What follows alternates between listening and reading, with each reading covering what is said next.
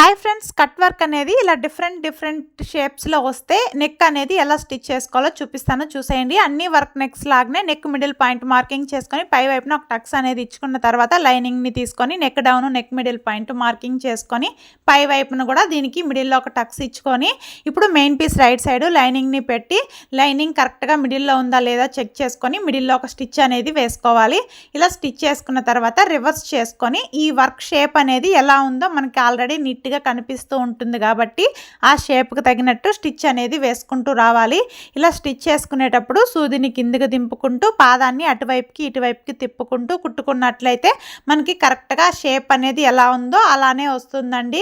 ఇలా cut work ఏదైనా ఇచ్చినప్పుడు కరెక్ట్గా మనం ఆ షేప్కి తగినట్టు స్టిచ్ చేస్తేనే మనకి వర్క్ నెక్ అనేది స్టిచ్చింగ్ ఫినిషింగ్ అనేది నీట్గా ఉంటుంది.